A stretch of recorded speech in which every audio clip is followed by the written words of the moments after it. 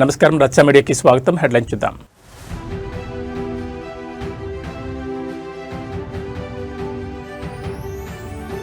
జనసేనాని పవన్ కళ్యాణ్ డిశ్చార్జ్. ముంబై కోకిలాబెన్ ఆసుపత్రి నుంచి నివాసానికి చేరిక.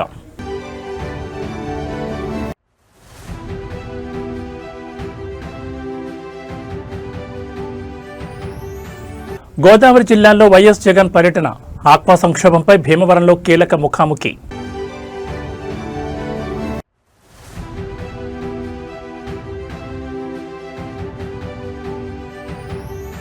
ఢిల్లీ పర్యటనలపై గిట్టని వాళ్ల లెక్కలు. విపక్షాల విమర్శలకు సీఎం రేవంత్ రెడ్డి ఉడుకు పుట్టించే కౌంటర్.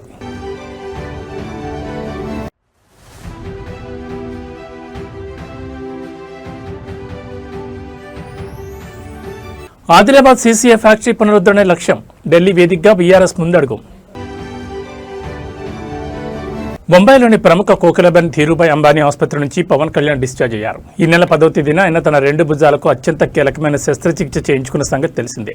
సర్జరీ అనంతరం వైద్యుల పర్యవేక్షణలో 4 రోజుల పాటు పూర్తి విశ్రాంతి తీసుకున్న ఆయన తాజాగా కోలుకుని తన నివాసానికి చేరుకున్నారు. పవన్ కళ్యాణ్ గత కొంతకాలంగా భుజాల నొప్పితో ఇబ్బంది పడుతున్నారు. ఈ క్రమంలోనే ముంబైలోని కోకిలాబెన్ ధీరుభాయ్ అంబానీ ఆసుపత్రిలో చేరిన ఆయనకు నిపుణులైన వైద్య బృందం ఈ నెల 10న 2 భుజాలకు సర్జరీని విజయవంతంగా పూర్తి చేసింది. శస్త్రచికిత్స అనంతరం ఆయన ఆరోగ్యం క్రమంగా మెరుగుపడడంతో బుధవారం ఉదయం ఆసుపత్రి వర్గాలు ఆయన్ను డిశ్చార్జ్ చేశాయి.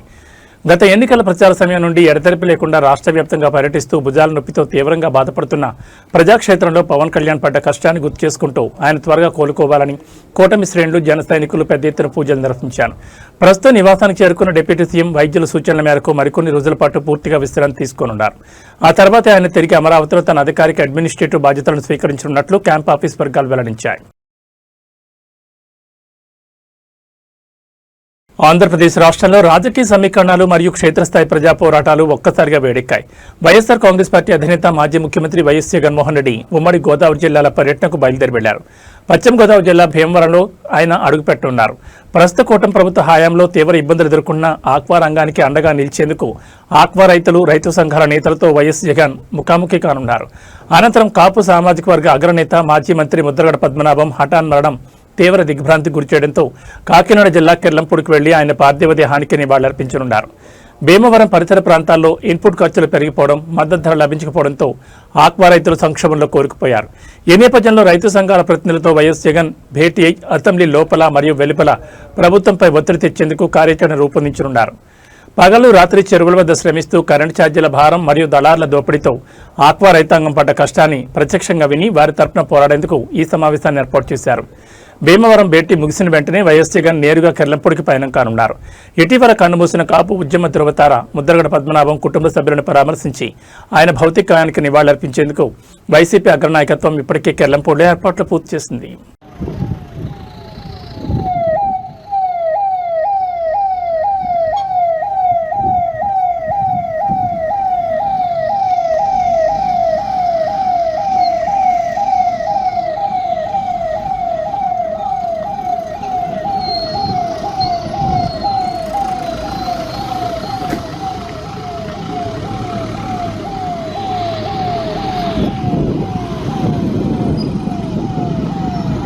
తెలంగాణ ముఖ్యమంత్రి రేవంత్ రెడ్డి ఢిల్లీ పర్యటనపై గత కొద్ది రోజులుగా విపక్షాలు, రాజకీయ ప్రత్యర్థులు చేస్తున్న విమర్శలకు ముఖ్యమంత్రి స్వయంగా అత్యంత ఉడుకు పుట్టించే రీతిలో కౌంటర్ ఇచ్చారు. తాను ఢిల్లీకి ఎన్నిసార్లు వెళ్తున్నానని దానిపై గిట్టని వాళ్ళు లెక్కలు కడుతున్నారంటూ ఆయన మండిపడ్డారు.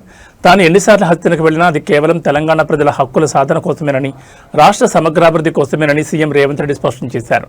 తెలంగాణలో కాంగ్రెస్ ప్రభుత్వం ఏర్పడినప్పటి నుంచి ముఖ్యమంత్రి రేవంత్ రెడ్డి తరచూ ఢిల్లీ పర్యటనలు చేయడంపై ప్రతిపక్షాలు రాజకీయ విమర్శలు గుప్పిస్తున్నాయి. దీనిపై స్పందించిన ముఖ్యమంత్రి రాష్ట్ర హక్కులను సాధించేందుకు, విభజన హామీల నిధులను రాబట్టేందుకు తాము నిరంతరం శ్రమిస్తున్నామని తెలిపారు. తెలంగాణకు రావాల్సిన కేంద్ర నిధులు, పెండింగ్ ప్రాజెక్టుల మంజూరు కోసం రాష్ట్ర ప్రజలు పడ్డ కష్టాన్ని తీర్చడమే ధ్యేయంగా కేంద్ర పెద్దలను కలవడానికి వెళ్తుంటే దాన్ని రాజకీయ రంగు పూసి గిట్టని వాళ్ళు లెక్కలు వేయడం వారి సంకుచిత మనస్తత్వానికి నిదర్శనమని మండిపడ్డారు. రాష్ట్ర ప్రయోజనాల విషయంలో తాము ఎక్కడా రాజీ పడబోమని, ఎన్ని విమర్శలు వచ్చినా ప్రజా సంక్షేమం కోసమే తన ప్రయాణాలు సాగుతాయని తేల్చి చెప్పారు. ముఖ్యమంత్రి రేవంత్ రెడ్డి ఈ తాజా స్టేట్మెంట్ విపక్షాల విమర్శలకు గట్టి బ్రేక్ వేసినట్లయింది.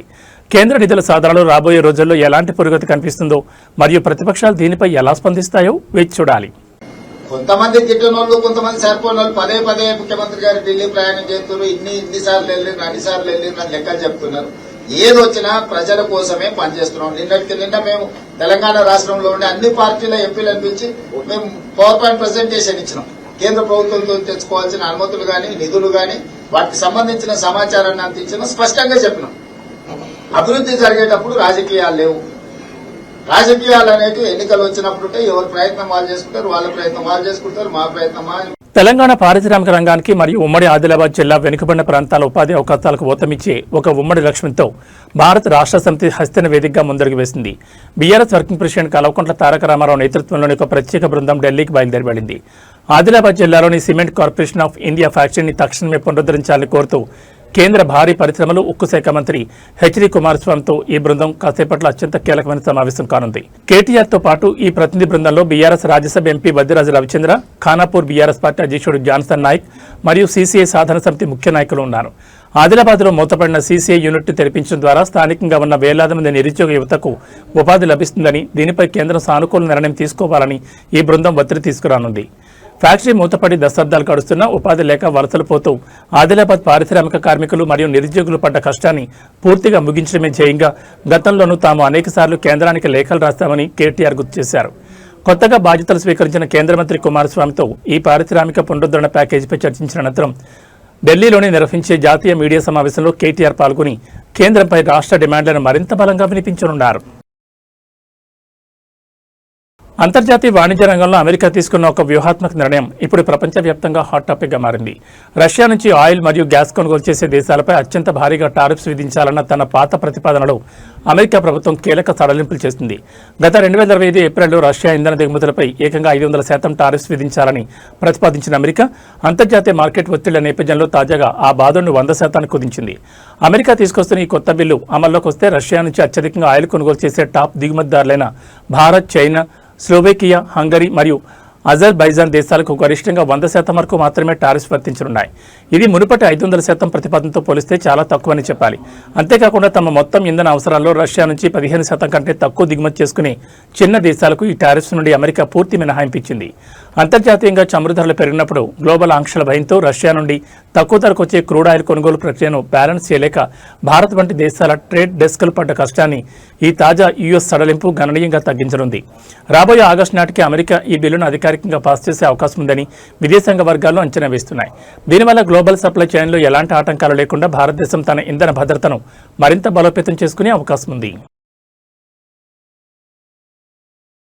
ఆంధ్రప్రదేశ్ రాష్ట్రంలో ఉచిత ఇసుక విధానం అమల్లో ఉందని ప్రభుత్వం చెబుతున్న క్షేత్రస్థాయిలో మాత్రం అధికార పార్టీ నేతల ఇసుక దోపిడీ అడ్డం లేకుండా సాగుతోందని ఆరోపణలు వెలువెత్తున్నాయి.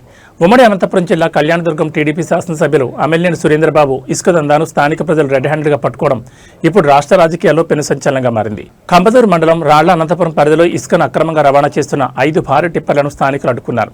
ఈ టిప్పర్లు నేరుగా టీడీపీ ఎమ్మెల్యే అమెల్యేని సురేంద్రబాబుకు చెందిన ఎస్ఆర్ కన్స్ట్రక్షన్ సంస్థకు కావడంతో స్థానిక ముఠాలు అధికారుల తీరుపై ప్రజలు తీవ్ర ఆగ్రహం వ్యక్తం చేస్తున్నారు. రాళ్ల అనంతపురం గ్రామం గుండా అర్ధరాత్రి వేళల్లో ఎలాంటి అనుమతులు లేకుండా ఇసుకను తరలిస్తున్న 5 టిప్పర్లను గ్రామస్తులు ప్రాణాలకు తెగించి అడ్డుకున్నారు. సదరు వాహనాలు ఎమ్మెల్యే అమెల్యేని సురేంద్రబాబు సొంత సంస్థవని తేలడంతో స్థానికులు పోలీసులకు సమాచారం అందించారు. అయితే టిప్పర్లు అధికార పార్టీ శాసనసభ్యుడు కావడంతో కంబదూరు పోలీసులు కేసు నమోదు చేయడానికి వెనుకాడుతున్నారని, చట్టాన్ని తొంగలు తొక్కుతున్నారంటూ సర్వత్రా విమర్శలు వ్యక్తమవుతున్నాయి.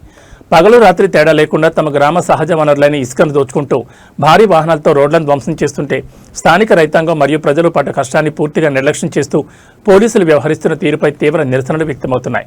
చట్టం అందరికీ ఒకటేనని చెప్పే కూటమి ప్రభుత్వం తమ స్వంత ఎమ్మెల్యే అక్రమ మైనింగ్ పాల్పడుతుంటే ఎందుకు చర్యలు తీసుకోవడం లేదని విపక్షాలు మరియు ప్రజా సంఘాలు కంబదూరు పోలీస్ స్టేషన్ వేదికగా ప్రశ్నిస్తున్నాయి.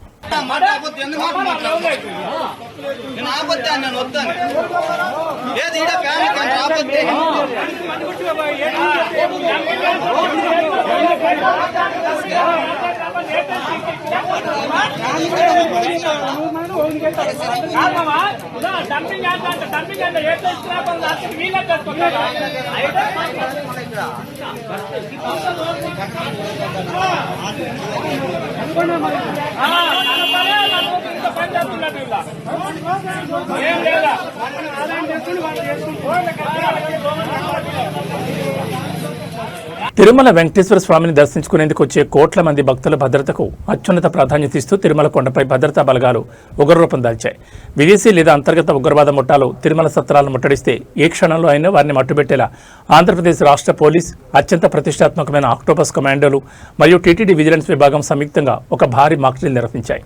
తిరుమలలోని పిలిగ్రిమ్ అమ్యూనిటీసీ కాంప్లెక్స్ 4 అంటే PSC 4 సత్రాన్ని ఉగ్రవాదులు తమ అధీనంలోకి తీసుకున్నట్లుగా ఊహించి ఈ హై ప్రొఫైల్ కమాండో ఆపరేషన్ చేపట్టారు. ఈ మాక్ డ్రిల్ అత్యంత రహస్యంగా వాస్తవ పరిస్థితులకు అద్దం పట్టేలా ప్లాన్ చేశారు. అధునాతన ఆటోమేటిక్ ఆయుధాలతో సాయుధులైన ఆక్టోపస్ 4 నిమిషాల వ్యవధిలోని PSC 4 కాంప్లెక్స్ను తమ అధీనంలోకి తెచ్చుకుంది. అత్యవసర సమయాల్లో కమాండ్ కంట్రోల్ రూమ్ నుండి వచ్చే ఆదేశాలను బట్టి ఎంత వేగంగా స్పందించాలి, బందీలైన భక్తులను సురక్షిత ప్రాంతాలకు ఎలా తరలించాలి అనే అంశాలను క్షేత్రస్థాయిలో ప్రాక్టికల్గా ప్రదర్శించారు. వేలాది మంది భక్తులతో కిక్కిరిసిపోయే తిరుమల కొండపై కంటి మీద కొనుక్కు లేకుండా నిరంతరం నిఘా ఉంచుతూ భద్రతను పర్యవేక్షిస్తున్న పోలీస్ మరియు విజిలెన్స్ సిబ్బంది పడుతున్న కష్టాన్ని మరింత సులభతరం చేస్తూ ఈ ఆధునిక ఆక్టోపస్ కమాండోలు సరికొత్త వ్యూహాలను అమలు చేశారు. కొండపై ఎలాంటి అవాంఛనీయ సంఘటనలు జరగకుండా ముందస్తు రక్షణ చర్యల్లో భాగంగానే ఈ ఉమ్మడి ఆపరేషన్ విజయవంతంగా ముగిసిందని ఉన్నతాధికారులు వెల్లడించారు.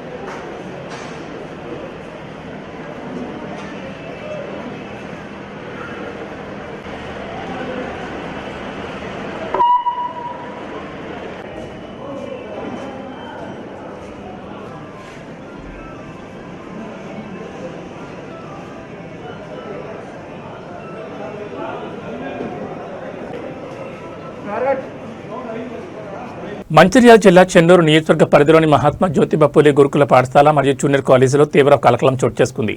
హాస్టల్లో కనీస సౌకర్యాలు కరువయ్యాయంటూ తీవ్ర అసంతృప్తికి లోనైన 17 మంది ఇంటర్మీడియట్ ద్వితీయ సంవత్సరం విద్యార్థులు ఒకేసారి వసతి గృహాన్ని విడిచి బయటకొచ్చారు. అధికారుల నిర్లక్ష్య వైఖరిపై ఆరోపణ చేస్తూ తమ సమస్యలను పరిష్కరించే నాదురే లేడంటూ విద్యార్థులు నేరుగా మంచిర్యాల ఎమ్మెల్యే గడ్డం వివేక్ వెంకటస్వామి సతీమణి గడ్డం సురేఖని ఆశ్రయించారు. చెన్నూరు మహాత్మా జ్యోతిబా పూలే గురుకులంలో గత కొంతకాలంగా త్రాగునీరు, నాణ్యమైన భోజనం మరియు ఇతర కనీస సదుపాయాల కొరత వేధిస్తోందని విద్యార్థులు ఆరోపిస్తున్నారు. ఈ సమస్యలపై విసిగిపోయిన 17 మంది ఇంటర్ సెకండ్ ఇయర్ విద్యార్థులు హాస్టల్ నుండి బయటకొచ్చి మంచిర్యాలలో ఎమ్మెల్యే సతీమణి సురేఖను కలిశారు. హాస్టల్లో మౌలిక వస్తువులు లేక చదువు పక్కన పెట్టి విద్యార్థి లోకం పడ్డ కష్టాన్ని ప్రత్యక్షంగా ఆలకించిన సురేఖ తీవ్ర దిగ్భ్రాంతికి వ్యక్తం చేశారు. తక్షణమే స్పందించిన ఆమె విద్యాశాఖ మరియు సంక్షేమ శాఖ అధికారులపై ఆగ్రహం వ్యక్తం చేశారు. విద్యార్థుల సమస్యలను వెంటనే పరిష్కరించాలని ఆదేశిస్తూ జిల్లా వెనుకబడిన తరగతుల సంక్షేమాధికారి శ్రీధర్కి విద్యార్థులను అప్పగించి ప్రత్యేక పర్యవేక్షణలో వారిని తిరిగి సురక్షితంగా చెన్నూరుకు తరలించేలా చర్యలు తీసుకున్నారు.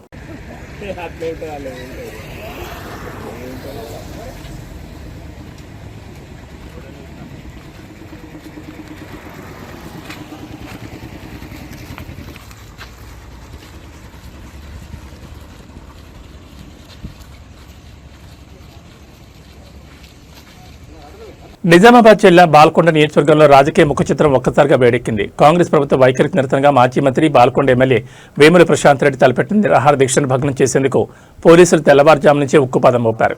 ఎమ్మెల్యే వేముల ప్రశాంత్ రెడ్డిని గృహ నిర్బంధం చేయడంతో పాటు నియోజకవర్గ వ్యాప్తంగా ఉన్న బీఆర్ఎస్ పార్టీ ముఖ్య నేతలు, శ్రేణులను ఎక్కడికక్కడ ముందస్తు అరెస్టులు చేసి పలు పోలీస్ స్టేషన్లకు తరలించారు.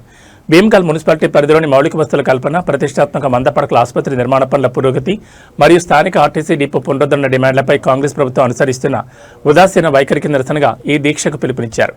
అయితే ఉదయం నుంచి వందలాది మంది పోలీసు బలగాలను రంగంలోకి దించి భీమ్గల్ బాల్కొండ పరిధిలో అప్రకటిత బంద్ వాతావరణాన్ని తలపించేలా అదుపులోకి తీసుకోవడంపై ఉద్రిక్తత నెలకొంది.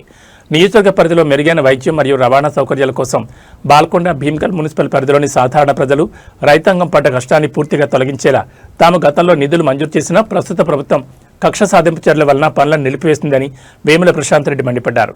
ప్రజాస్వామ్యయుతంగా నిరసన తెలిపే హక్కును కాలరాస్తూ ప్రభుత్వం కుట్రలు చేస్తోందని, గృహ నిర్బంధాలు చేసినంత మాత్రాన ప్రజా సమస్యలపై పోరాటాన్ని ఆపలేమని హౌస్ అరెస్ట్ వేదికగా బీఆర్ఎస్ అగ్రనాయకత్వం స్పష్టం చేసింది. బాల్కొండ నియోజకవర్గ ప్రజలందరికీ నమస్కారం. నేను భీమ్గల్లో 100 పడకల ఆసుపత్రిని పూర్తి చేయాలని మేము ప్రభుత్వంలో ఉన్నప్పుడు మంజూరు చేసి 75% పనిచేసిన పనులు అవి. ఒక 20-25% మిగిలిన పనులు, 100 పడకల ఆసుపత్రి కావచ్చు, ఇంటిగ్రేటెడ్ మార్కెట్ కావచ్చు, అట్లనే మూతబడ్డ భీమ్గల్ బస్ డిపోని తెరిపేయమని, అట్లనే నేను మంజూరు చేసినటువంటి 12 కోట్ల రూపాయలతో సీసీ రోడ్లు మున్సిపల్ ఎలక్షన్లు వస్తున్నాయని అప్పుడు కొబ్బరికాయలు కొట్టిరు, అవి ఇంకా పూర్తి చేయట్లేదు, అది పూర్తి చేయాలని చెప్పి భీమ్గల్లో ప్రజా సమస్యల కోసం ఆ పెండింగ్ పనులు పూర్తి చేయాలని నేను ఈరోజు అంటే 15వ తారీఖు నాడు ఒకరోజు కఠోర నిరాదీక్ష, నీళ్లు కూడా ముట్టకుండా నిరాదీక్ష చేస్తా అని చెప్పి నేను చెప్పిన. అయితే నేను ఇవాళ నిరాదీక్షకు వెళ్ళాలని అంటే నేను స్నానం కూడా చేయకన్నా మొదలే, నేను నిద్ర కూడా లేవకన్నా మొదలే పోలీసులు నా ఇంటి చుట్టూతా చుట్టినారు. నన్ను బయటకు పోనీయరట, నన్ను ఇంట్లోనే అరెస్ట్ చేస్తా అని చెప్పి చెప్తా ఉన్నారు పోలీసులు. మరి ఇది ఒక్కసారి ఆలోచన చేయాలి బాల్కొండ నియోజకవర్గ ప్రజలు. నేను చాలా అహింసా మార్గంలో, నేను రాస్తారోక చేస్తాను లేదు, ధర్నా చేస్తాను లేదు, నా ఇచ్చి నేను శిక్ష వేసుకొని ఒకరోజు నేను నిరాదీక్షలో కూర్చుంటా, అహింసా మార్గంలో కూర్చుంటానంటే ఈ ప్రభుత్వం నన్ను అనగదొక్కే ప్రయత్నం చేస్తూ ఉన్నది. మేము ప్రజల కోసం పోరాటం చేస్తున్నాం, ప్రజల సమస్యలు తీర్చమని చెప్పి నేను దీక్ష చేస్తాను తప్పిస్తే నా కోసం కాదు. ఆ హాస్పిటల్ పని పూర్తి చేయాలని, ఇంటిగ్రేటెడ్ మార్కెట్ పనులు పూర్తి చేయమని, బస్ డిపో తెరిపియమని, సీసీ రోడ్లు పూర్తి చేయమని, భీమ్గల్ ప్రజల సమస్యలు, బాల్కొండ నియోజకవర్గ సమస్యలు చేయాలని చెప్పి మేము అడుగుతున్నాం తప్పిస్తే వేరేది కాదు. దీనికి నన్ను ఇంట్లో నుంచి బయటకు వెళ్ళనీయకుండా పోలీసు నా ఇంటి చుట్టూ, వందలాది మంది పోలీసు నా ఇంటి చుట్టూ మొత్తం పారగాయడం అనేది ఎంత మట్టుకు సమంజసమో బాల్కొండ నియోజకవర్గ ప్రజలు ఆలోచన చేయాలి. నేను ఒక ఎమ్మెల్యేని, ప్రజల పక్షాన పోరాడవలసిన బాధ్యత నా మీద ఉంటుంది, ప్రభుత్వం మీద. మరి వాళ్ళ వాళ్ళొచ్చి నా దీక్షలో వచ్చి, దీక్షా శిబిరంకి వచ్చి మేము నెలలో పూర్తి చేస్తాం, 2 నెలల్లో పూర్తి చేస్తాం అని మాట ఇస్తే నేను దీక్ష విరమిస్తా కదా.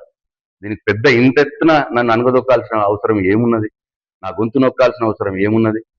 కాబట్టి బాల్కొండ నియోజకవర్గ ప్రజలు, భీమ్గల్ పట్టణ ప్రజలు, భీమ్గల్ మండల ప్రజలు దయచేసి ఆలోచన చేయాలని చెప్పి నేను కోరుతా ఉన్నా. ఒక్క మాట మాత్రం నిజం, నన్ను ఇంట్లో పెట్టి అరెస్ట్ చేసినా నా దీక్ష కొనసాగుతుంది ప్రజల కోసం, ఆ సమస్యలు పూర్తి చేయడం కోసం. లేదు నన్ను అరెస్ట్ చేసి జైల్లో, నా పోలీస్ స్టేషన్లో పెట్టినా పోలీస్ స్టేషన్లో నా దీక్ష కొనసాగుతుంది, నా సత్యాగ్రహం కొనసాగుతుంది. లేదు నన్ను తీసుకుపోయి జైల్లో వేసినా జైల్లో కూడా నా సత్యాగ్రహం. South Indian star heroine Samantha తన అభిమానులకు సరికొత్త గుడ్ న్యూస్ చెప్పారు. తాను తల్లిని కాబోతున్నానని, ఎప్పటి నుంచో ఎదురు చూస్తున్న తన కల త్వరలోనే నెరవేరబోతోందంటూ ఆమె అత్యంత ఆనందాన్ని వ్యక్తం చేశారు. ప్రస్తుతం గర్భవతిగా ఉన్న ఆమె తన జీవితంలోని ఈ సరికొత్త మరియు ఉత్సాహభరితమైన దశ కోసం ఎంతో ఉద్వేగంతో ఎదురుచూస్తున్నట్లు పింక్ విల్లా ఇంటర్వ్యూలో స్పష్టం చేశారు. ఇటీవల తాను నటించిన మా ఇంటి బంగారం సినిమా బాక్సాఫీస్ వద్ద ఘన విజయాన్ని సాధించిన నేపథ్యంలో కుటుంబ సభ్యులతో కలిసి ఈ మధుర క్షణాలను ఆస్వాదించేందుకు ఆమె షూటింగ్లకు కొంత విరామం ప్రకటించారు. సమంత తన ప్రెగ్నెన్సీపై స్పందిస్తూ ఇది ఖచ్చితంగా నాకు చాలా కొత్తగా, ఎంతో ఉత్సాహంగా ఉంది. కానీ నేను ఎప్పటి నుంచో ఈ క్షణం కోసం ఎదురు చూస్తున్నాను. నాకు ఎప్పుడూ తల్లి కావాలనే కోరిక బలంగా ఉండేది. అందుకే నా జీవితంలో ఈ కొత్త ప్రయాణానికి నా సర్వస్వాన్ని అందిస్తానంటూ ఎమోషనల్ అయ్యారు. గత కొన్నేళ్లుగా ఆరోగ్య సమస్యలతో, వ్యక్తిగత జీవితంలోని ఒడిదుడుకులతో సమంత పడ్డ కష్టాన్ని పూర్తిగా మర్చిపోయేలా అటు కెరీర్ పరంగా మా ఇంటి బంగారం 100 కోట్ల మైలురాయిని అందుకోవడం, ఇటు వ్యక్తిగత జీవితంలో మాతృత్వపు మధురిమలు తోడవడంతో అభిమానులు సోషల్ మీడియా వేదికగా ఆమెకు పెద్ద ఎత్తున శుభాకాంక్షలు తెలుపుతున్నారు. ప్రస్తుతం తన కడుపులోని బిడ్డకు ప్రాధాన్యత ఇస్తూ మెటర్నిటీ లీవ్ తీసుకున్న శ్యామ్ డెలివరీ అనంతరం మళ్లీ సరికొత్త ప్రాజెక్టులతో ఫ్యాన్స్ ముందుకు వస్తారని క్లారిటీ ఇచ్చారు. నగరంలో ఇవాళ బంగారం వెండి ధరలు ఒక్కసారిగా భారీగా పెరిగాయి. గత కొన్ని రోజులుగా హెచ్చుతగ్గులకు లోనవుతున్న పసిడి ధర ఇవాళ బులియన్ మార్కెట్ ప్రారంభం కావడంతోనే భారీగా ఎగబాకింది. అంతర్జాతీయంగా మారుతున్న సమీకరణల నేపథ్యంలో అటు 24 క్యారెట్ల ప్యూర్ గోల్డ్, ఇటు ఆభరణాల తయారీకి వాడే 22 క్యారెట్ల బంగారం ధరలతో పాటు కిలో వెండి ధర కూడా రికార్డు స్థాయికి చేరుకుంది. ఇవాళ హైదరాబాద్లో 24 క్యారెట్ల 10 గ్రాముల స్వచ్ఛమైన బంగారం ధరపై ఏకంగా ₹770 పెరిగింది. దీంతో నిన్నటి ధరతో పోలిస్తే ఇవాళ మార్కెట్లో ఇది 1,43,570కి చేరింది.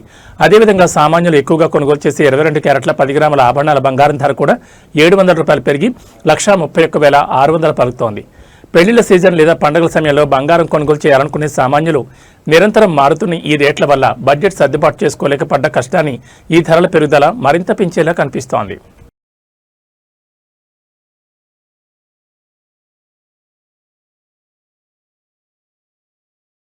ఆంధ్రప్రదేశ్ రాష్ట్ర ప్రజలకు, ముఖ్యంగా సామాన్య మరియు మధ్యతరగతి కుటుంబాలకు ఇంధన శాఖ నుండి ఒక అత్యంత అద్భుతమైన శుభవార్త అందుతోంది. రాష్ట్రంలో విద్యుత్ ఛార్జీలను తగ్గించేందుకు డిస్కంలు కసరత్తును ముమ్మరం చేశాయి. గత ఏడాది వినియోగదారులపై భారం పడకుండా యూనిట్కు 13 పైసలు తగ్గించిన తరహాలోని ఇప్పుడు మరోసారి యూనిట్కు 13 పైసల మేర కరెంట్ ఛార్జీలను తగ్గించేందుకు ప్రతిపాదనలు సిద్ధమయ్యాయి. ఆంధ్రప్రదేశ్ విద్యుత్ నియంత్రణ మండలి ఆమోదం లభించిన వెంటనే ఈ సరికొత్త తగ్గించిన ధరల అమల్లోకి రానున్నాయి. 2025-26 ఆర్థిక సంవత్సరానికి సంబంధించి ఇంధన సర్దుబాటు ఖర్చుల పూర్తి వివరాలను రాష్ట్ర విద్యుత్ పంపిణీ సంస్థలు ఎలక్ట్రిసిటీ రెగ్యులేటరీ కమిషన్కు సమర్పించాయి. ఈ తనిఖీ నివేదికల్లో డిస్కంలు ఏకంగా 940 కోట్లను మిగిలిగా చూపించడం గమనార్హం. వేసవి కాలంలో మరియు గృహ అవసరాల కోసం కరెంటు బిల్లుల భారం మోస్తూ ప్రతి నెల బడ్జెట్ అస్తవ్యస్తమైన ఏపీ వినియోగదారుల పడ్డ కష్టాన్ని గుర్తించిన అధికారులు ఈ మిగులు నిధుల ప్రయోజనాన్ని నేరుగా ప్రజలకే బదిలీ చేయాలని నిర్ణయించారు. ఈ ప్రతిపాదనలపై ఈఆర్సీ త్వరలోనే రాష్ట్ర వ్యాప్తంగా అధికారికంగా ప్రజాభిప్రాయ సేకరణ జరపనుంది. ప్రజల నుంచి అభిప్రాయాలు మరియు సలహాలు స్వీకరించిన అనంతరం ఈ 13 పైసల తగ్గింపునకు కమిషన్ తుది ఆమోదం తెలుపుతుందని, తద్వారా రాబోయే నెలల్లో కరెంటు బిల్లులు గణనీయంగా తగ్గుతాయని సచివాలయ వర్గాలు స్పష్టం చేస్తున్నాయి. ఏవీ బులెటిన్ విశేషాలు. నమస్కారం.